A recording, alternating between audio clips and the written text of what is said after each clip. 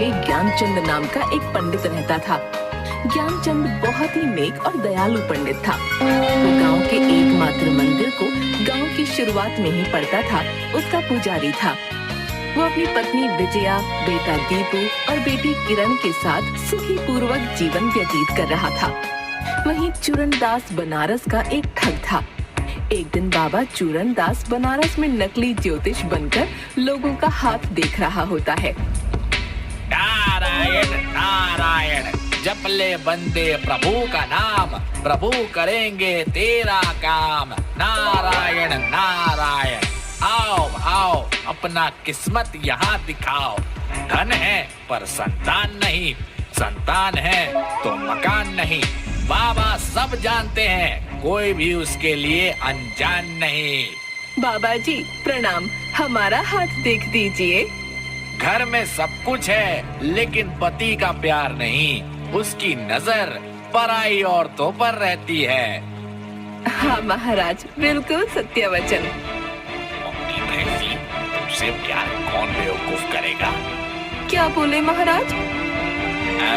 मैंने बोला कि मोती जैसे सुंदर शांत सुशील कन्या से प्यार कौन बेवकूफ नहीं करेगा। ये लो ताबीज और 10,000 रुपए मेरी दान पेटी में डाल दो और गंगा में डुबकी लगा कर आओ। नारायण नारायण। गंगा जी में? अरे मेरे हीरे की अंगूठी कहाँ गई? अरे मेरी भी अंगूठी नहीं है। अभी अभी बाबा के हाथ दिखाने समय मेरी उंगली में ही थी। पकड़ो पकड़ो, कोई इस बाबा को पकड़ो, मेरी अंगूठी। बनारस में पुलिस चूरनदास को ढूंढ रही थी। ऐसे में वो भागकर नगर खजुरा आ जाता है। नारायण नारायण, जप ले बंदे प्रभु का नाम, प्रभु करेंगे तेरा काम। नारायण नारायण। अरे पंडित जी, आप बाहर से आए हो लगता है, बहुत गर्मी है। आओ कुछ रस पानी कर लो, तब गांव में जाना। क्या नाम है तुम्हारा? घर है मेरा बनारस के पास, नाम है बाबा चूरनदास। चाचा आप तो इस गांव के पंडित हो, कैसा है ये गांव, ये नगर खजूरा? बहुत ही अच्छा गांव है पंडित जी। गांव का ये एकमात्र मंदिर है और सारा दान चढ़ावा इसी मंदिर में चढ़ाया जाता है। प्रभु की कृपा से यहाँ कोई कमी नहीं है, सभी लोग अच्छे और धार्मिक हैं। वाह, जैसा सुना था वैसा ही आपने बताया। जैसा आप सोच रहे हैं ना, उससे भी कई अधिक अच्छा गांव है। आओ मैं तुम्हें अपना गांव घुमा दूं। नारायण नारायण, बहुत ही नेक विचार है आपका।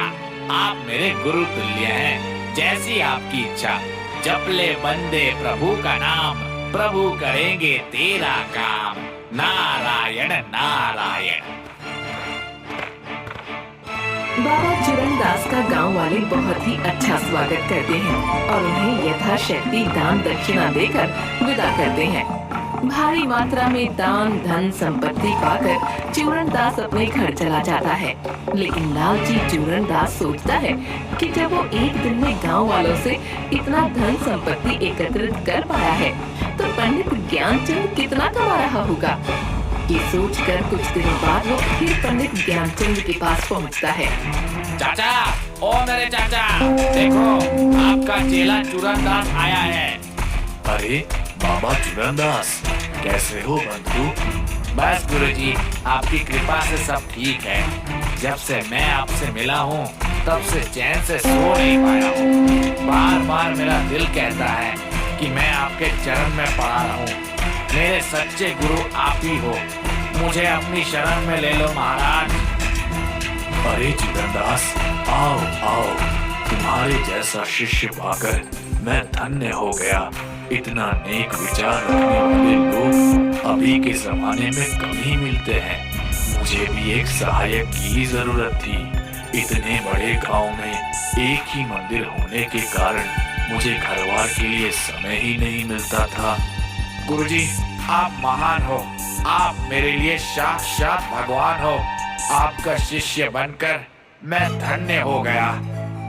बहुत ही भाग्य से आए हो चूरनदास। आज गांव के सरपंच हुकुमचंद की बेटी की शादी है। वहाँ पर गांव के लोग इकट्ठे होंगे। वहाँ सभी से मैं तुम्हारा परिचय करवा दूंगा। सरपंच हुकुमचंद की बेटी की शादी में ज्ञानचंद बाबा चूरणदास का परिचय अपना शिष्य के रूप में करवाते हैं। गांव के सभी लोग ज्ञानचंद पर अटूट विश्वास रखते थे और उनके प्रति काफी श्रद्धा थी। इसलिए वो ज्ञानचंद के साथ साथ बाबा चूरणदास को भी दान दक्षिणा देकर विदा करते हैं। जल्द ही बाबा चूरणदास ज्ञानचंद की तरह सारे गांव में फेमस हो जाता है। लोगों का विश्वास जीतने के बाद एक दिन, गुरुजी, आपको गैस की समस्या है क्या? ये गोली 1 सप्ताह तक सेवन कीजिए, हमेशा के लिए गैस दूर हो जाएगा। अरे बेटा, ये गैस मेरे मरने के बाद ही जाएगा।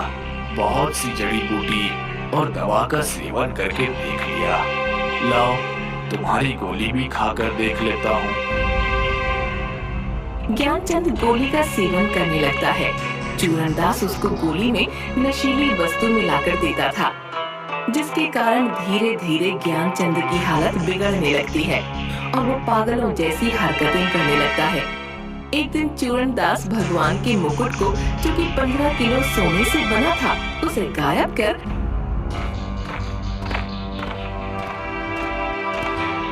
ज्ञानचंद के घर में रख देता है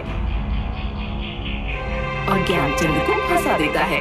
पुजारी जी, भगवान का मुकुट कहाँ है? मुझे नहीं मालूम सरपंच जी कि मुकुट कहाँ गया। बाबा चूरणदास, आपको कुछ मालूम है कि मुकुट कैसे गायब हो गया? कल रात में पंडित जी मुकुट की साफ सफाई कर रहे थे। जब मैंने पूछा सवेरे भी साफ कर लेते, तो उन्होंने बोला कि सुबह में मंदिर में लोग पूजा करने आ जाते हैं, उससे उन्हें समय नहीं मिलता। फिर मैं सोने चला गया। हमारे गांव में ये पहली बार हुआ है कि मंदिर में कुछ भी चीज इधर उधर हुई है। पंच की राय है कि जब तक मुकुट नहीं मिलता, गांव के बाहर जाने के रास्ते पर तलाशी होगी और एक टीम घर घर में तलाशी लेगी। कासगंज गांव की सारे घरों की तलाशी ली जाती है। तीसरे दिन ज्ञानचंद के घर से मुकुट निकलता है। ज्ञानचंद, तुम्हारे घर से भगवान का मुकुट मिला है, वो भी 3 दिन बाद। 3 दिन तक समय था तुम्हें कि अपने से मंदिर में जाकर मुकुट रख देते। इस विषय में तुम्हें कुछ और कहना है? मुझे इस विषय में कुछ नहीं कहना। मुझे बस मेरे भगवान पर भरोसा है। ठीक है, तो पंच ने फैसला लिया है कि ज्ञानचंद को तकाल मंदिर के मुख्य पुजारी के पद से हटाया जाता है और उनकी जगह पर बाबा चूरणदास को मंदिर का प्रधान पुजारी घोषित किया जाता है।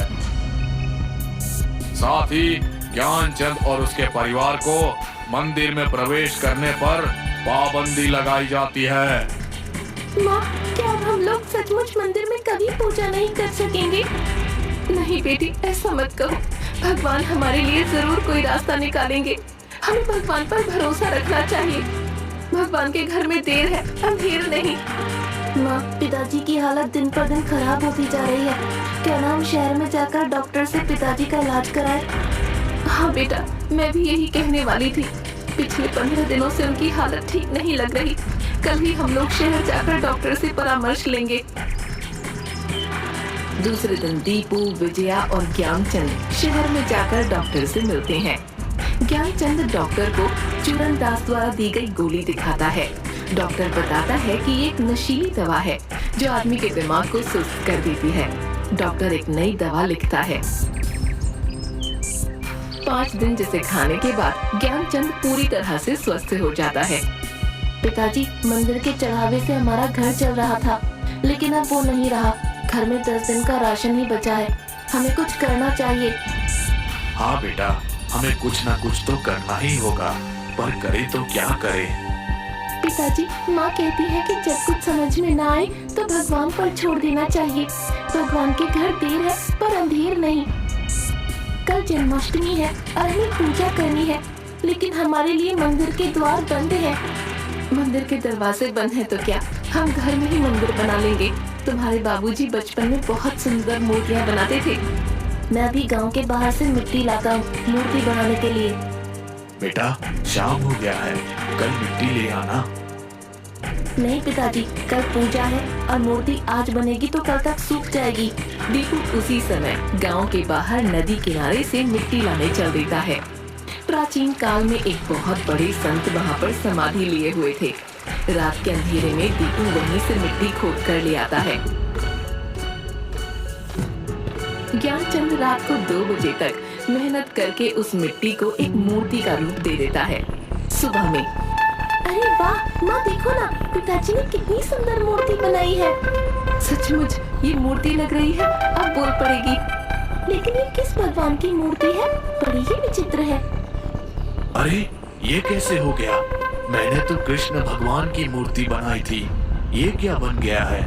हाँ पिताजी, मैंने भी देखा था कि आप कृष्ण भगवान की ही मूर्ति बनाए थे। मैंने खुद अपने हाथ से उसे सूखने के लिए रखा था। हे भगवान, पता नहीं क्या होने वाला है। आज मैं पूजा कैसे करूंगी? ये कृष्ण भगवान का फोटो है जो तुम्हारे पिताजी बनारस से लाए थे। इसे ही साफ करके पूजा कर लो। ठीक है माँ, मैं इसे साफ करके पूजा कर लूंगी। लेकिन पिताजी ने इस मूर्ति को कृष्ण भगवान का ही रूप दिया था, इसलिए इसकी भी पूजा करूंगी। किरण उस मूर्ति को भी पूजा करते समय सामने रखती है।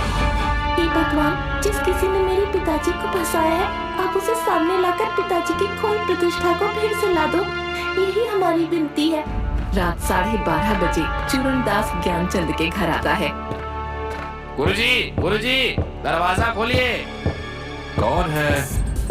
मैं गुरुदास हूँ, भगवान का प्रसाद बच्चों के लिए लाया हूँ। देखो कि आप लोगों को तो मंदिर में प्रवेश बंद है, तो मैं खुद प्रसाद लेकर आ गया। बच्चे भूखे होंगे, आपको भी कोई काम नहीं मिला है अभी तक। लो बेटा, इसे खा लो। धन्यवाद चूरनदास, तुमने हमारे लिए इतना सोचा।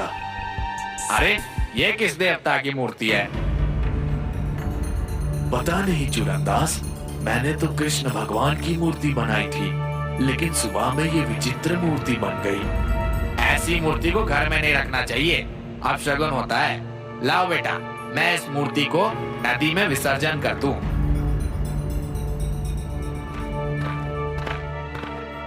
जैसे ही मूर्ति लेकर मंदिर की ओर चलता है, मूर्ति भारी होने लगती है। आधे रास्ते में इतनी भारी हो जाती है कि मूर्ति उसके हाथ से छूटकर पैरों पर गिर जाती है और उसके पैर जमीन में धंसते चले जाते हैं। वो चिल्लाना चाहता है लेकिन उसकी आवाज नहीं निकलती। तभी मूर्ति से डरावनी आवाज आती है। बता, तूने ज्ञानचंद के साथ ऐसा क्यों किया? मैंने कुछ नहीं किया। तुम्हारे पास 12 घंटे हैं अपना अपराध कबूल करने के लिए। कल 1 बजे तक अगर अपना अपराध कबूल नहीं किया तो तुम पत्थर के हो जाओगे। हर घंटे तुम्हारा शरीर पत्थर में बदलता जाएगा। मैं नहीं जानता कि तुम देव हो, दानव हो या गुरुदेव हो। कृपा करके मुझे यहाँ से निकालो, मेरा पैर पत्थर का होते जा रहा है। मूर्ति उसी समय वहाँ मिट्टी में धंसकर विलीन हो जाती है। सुबह में वहाँ पर भीड़ लग जाती है। चूरनदास का नीचे से कमर का शरीर पत्थर का बन चुका था। 1-2 घंटे में सभी लोग वहाँ पहुँच जाते हैं। चूरनदास के सिर्फ छाती के ऊपर के शरीर में ही जान होती है, बाकी पत्थर में बदल चुका होता है। ये कैसे हो गया बाबा? आपका शरीर पत्थर का कैसे बन गया? भाई लोग, हाँ पहले शांत हो जाइए, मेरे पास समय नहीं है। हो सकता है मुझे बोलते बोलते मेरा मुंह भी पत्थर का हो जाए, उससे पहले मुझे कुछ कबूल करना है। क्या कबूल करना है पुजारी जी? कुछ समझ नहीं आ रहा, साफ साफ समझाइए। मैं कोई पुजारी नहीं, बनारस का एक ठग हूँ। मैं जब से यहाँ आया हूँ तो यहाँ के लोगों का दान दक्षिणा देखकर मुझे लालच आ गया। लेकिन तुमने तो मुझे बताया था कि मैं पंडित हूँ और घूम घूम कर दक्षिणा मांगकर घर चलाता हूँ। गुरुजी, मुझे माफ कर दीजिए गुरुजी।